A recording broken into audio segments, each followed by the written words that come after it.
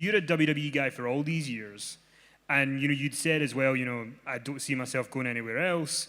And then the New Japan stuff happens, and then in 2019, you are unveiled as the sort of guy who's not part of that clique who were coming into AEW.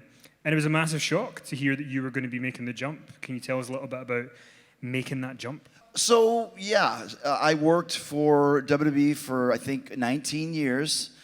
And to me, it was almost like there's really no reason for me to go anywhere else because this is the biggest company in the world. I've done everything you could do here. So I'll just stay. I mean, I don't want to do independence or I don't want to go here or go there, et cetera, et cetera. Then in 2017, I could be wrong about the year, maybe it was 16. You guys know dates better than I do.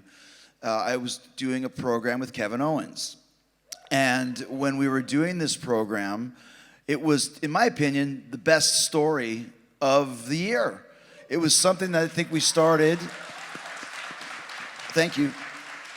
I think we started it at SummerSlam, and I said, I think we can take this all the way to WrestleMania, which is basically 8 months, whatever it is. And that's what we did, and we had this really great chemistry of like the best friends and all the stuff that we did. And then we did the big breakup, and what was supposed to happen for a week was it was going to culminate in the main event of WrestleMania, Jericho versus Owens for the WWE World Title, and then Jericho was going to win the World Title at WrestleMania in the main event, or one of the main events.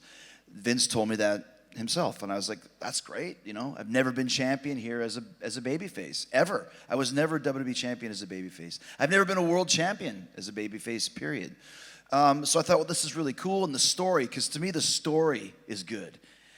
And then the next week, Vince changed his mind to Brock and Goldberg for the title of the main event. And, once again, I'm a big boy. I'm a professional. It's his company. He can do whatever he wants. So I wasn't like angry, but it was just like, oh, that lasted a week, but whatever. Move on to the next thing. But the thing that bugged me was they put our match second on WrestleMania. Now, anybody that knows anything about the order of WrestleMania from a professional standpoint, if you can't be last, you want to be first. Semi-main event is good, and then there's a real kind of long area in that WrestleMania 3-4 hour show. Going on second is kind of insulting because it's almost like it's not a death spot on the show, but the first match always has a lot of prestige to it, and the second match is just a match, the way that the time of it was and everything. And that's when I was like, I'll never go past second match here in WWE. Like this is kind of the best story. It's the best time. My character's super hot. The list was hot. All that stuff was hot. And second, that's it. And I was like, I'm done. So that's kind of where I made the decision to I don't really want to work here anymore. And had the match with New Japan with Kenny come about, I don't know if I would have went back to WWE. I was talking to them about going back after I did the New Japan run, but it was a little bit of a runaround, and once again, it just wasn't a priority there anymore. So it really kept the door open for this new venture, AEW, when I started hearing about it. I sit down next to Sean. He sit down next to me.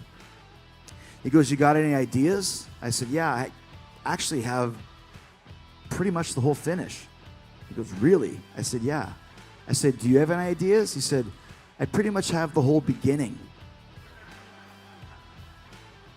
I said, what? He goes, yeah, whatever I was doing, I just got hit with all these ideas and had to write them down. I was like, this is what happened to me.